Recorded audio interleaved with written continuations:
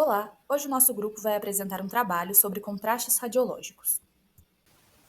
De maneira geral, os agentes ou meios de radiocontraste são substâncias usadas para melhorar a visibilidade de estruturas internas do organismo, em técnicas de imagem como raio-x, tomografia computadorizada e até mesmo a ressonância magnética. A história da utilização de meios de contraste se confunde com a própria história da descoberta dos raios-x. No ano de 1985, enquanto reproduzia experimentos com raios catódicos utilizando a mão de sua esposa, o físico alemão Wilhelm Röntgen realizou a primeira radiografia. Nela, foi possível observar pela primeira vez os ossos sob a pele de forma íntegra. Tal descoberta, inclusive, rendeu o Prêmio Nobel de Física a Röntgen em 1901. Entretanto, apesar da grandiosa descoberta do físico alemão, muitos cientistas da época ainda não estavam totalmente satisfeitos com os resultados e com o grau de nitidez emitido pelas imagens, já que não era possível visualizar de forma clara a presença de vasos sanguíneos e alguns outros órgãos viscerais. Sendo assim, um ano depois, em 1896, os físicos Edward Hachette e Otto Lindenthal injetaram em vasos de uma mão amputada uma mistura contendo giz, sulfeto de mercúrio e vaselina. Através desse experimento, pela primeira vez, foi possível a visualização literal desses vasos, e a imagem que foi formada pode ser vista aqui à sua direita. Entretanto, os compostos dessa mistura que foi usada para contraste eram muito tóxicos, né? E lançou-se a partir daí o desafio de desenvolver contrastes muito menos tóxicos que fossem melhor aceitos pelo organismo humano. Você já deve ter se perguntado por que algumas estruturas aparecem tão destacadas nas imagens radiográficas, enquanto outras aparecem mais escurecidas. Isso acontece pois cada tecido do nosso corpo interage de uma forma com a radiação. Os ossos, por exemplo, que são estruturas mais densas, aparecem bem marcados e brancos. Já os órgãos menos densos, como os pulmões, aparecem de forma mais escura e menos destacada. Então, a importância do contraste radiográfico entra exatamente nessa diferença, uma vez que seu uso permite a ampliação da visualização de uma estrutura. Ele tem o poder de aumentar a densidade das estruturas, tornando-as mais visíveis como se fossem sinais ósseos que são destacados com clareza na imagem por conta da sua densidade. Então, o contraste é essencial, por exemplo, na avaliação das veias e artérias, pois ele proporciona a visualização exata do caminho percorrido pelo sangue, permitindo identificar, por exemplo, obstruções ou problemas nessas estruturas, auxiliando na detecção precoce de doenças vasculares como estenoses ou bloqueios. Também pode ser usado para destacar as paredes e contornos dos órgãos do trato gastrointestinal, dos órgãos renais, e podem revelar alguma anomalia como úlceras ou tumores. Em resumo, a principal importância do uso dessa técnica é a clareza que ela consegue proporcionar na visão, o que permite um diagnóstico mais preciso e eficiente. Sabendo agora da importância do contraste na radiologia, eu vou falar sobre os três tipos principais mais utilizados na prática, sua via de administração e quais órgãos eles mais realçam. O primeiro que eu vou citar agora é o contraste à base de iodo. Ele pode ser aplicado por via endovenosa ou via oral, e ele é muito utilizado para realçar vísceras ocas ou estruturas vasculares. Agora, em relação ao contraste à base de bário, ele é administrado por via oral e avalia estruturas do tubo digestivo. Já o gadolínio, ele é administrado por via endovenosa, somente endovenosa, e avalia estruturas internas e vasculares. E para fechar, fazendo uma correlação rápida com os principais exames de imagem, raio-x e tomografia são utilizados contrastes à base de iodo e de bário e ressonância magnética à base de gadolínio. Bom, agora sabendo o que são os contrastes, seus tipos e também a sua importância radiológica, agora nós vamos exemplificar alguns dos principais exames radiológicos que fazem uso do contraste. Bom, o primeiro exame que nós trazemos é a tomografia computadorizada com o uso do contraste. A tomografia, por si só, ela é uma técnica que se utiliza de raio-x para criar imagens transversais e detalhadas do corpo humano. Normalmente, o contraste que é utilizado nesse caso é o contraste iodado, e ele possibilita realçar algumas áreas, como vasos sanguíneos, alguns tumores e também outras regiões de interesse. Ao lado, nós temos uma comparação de duas tomografias, sendo que a da direita possui contraste e a da esquerda não possui contraste. E nela podemos observar a riqueza de detalhes que a tomografia com contraste possibilita, sendo que observamos nela algumas regiões que nem conseguimos perceber na tomografia sem contraste. Bom, o nosso segundo exemplo é a ressonância magnética, que consiste num exame que se utiliza de campos magnéticos e de onda de rádios para gerar imagens do corpo humano.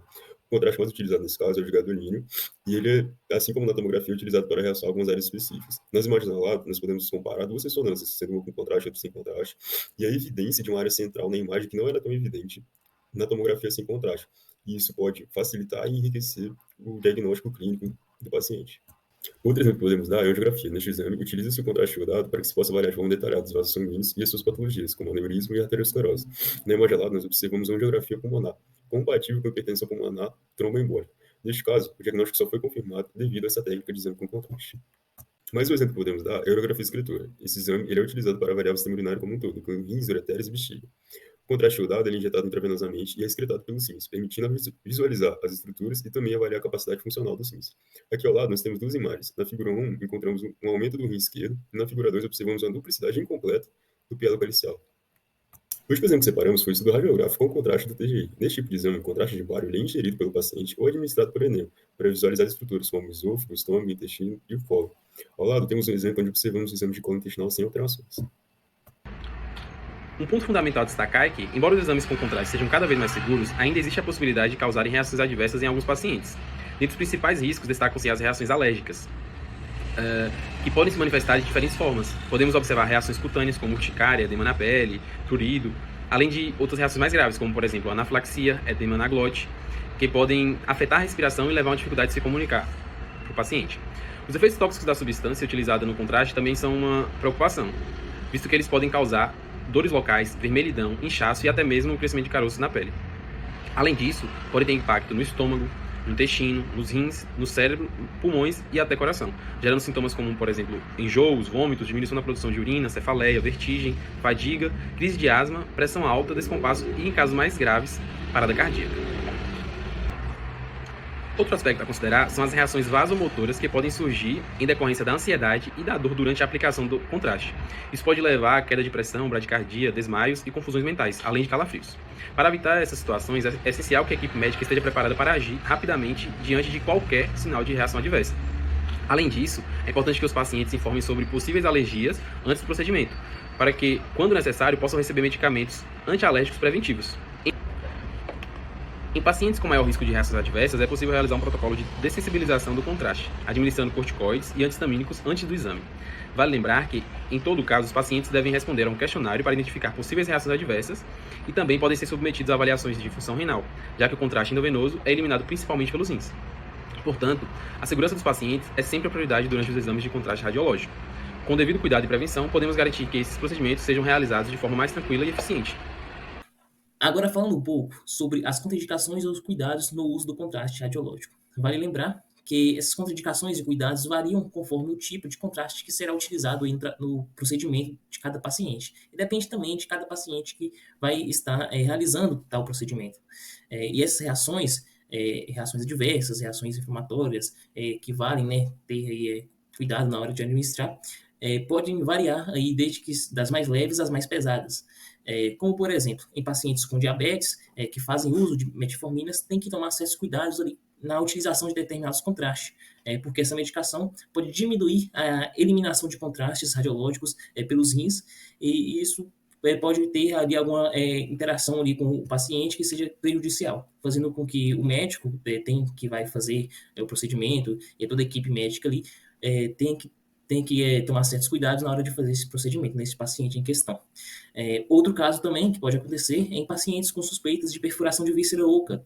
Nesse caso, não pode ser utilizado o sulfato de bário como contraste, porque o sulfato de bário é uma substância que pode causar uma extrema reação inflamatória quando entra em contato com superfícies serosas, como por exemplo, a pleura e o peritônio. E nesse sentido, falando aí de complicações ao exame de contraste, que podem surgir e prejudicar o paciente durante a realização de um exame contrastado, vale ressaltar que a equipe médica ali deve estar preparada para poder intervir a favor do paciente caso haja alguma complicação e alguma reação adversa ali durante o exame do paciente em questão. E falando alguns dos problemas e complicações mais comuns que podem acontecer durante o exame contrastado, que são irritações na pele, edema nos olhos e no rosto, náuseas, vômitos, enjoo, desinteria, vertigem, cefaleia, aumento ou queda de pressão, convulsão, dispneia, tosse, arritmia e insuficiência renal. Esse foi o nosso vídeo sobre um tema importantíssimo na radiologia. Espero que todos tenham gostado. Muito obrigada.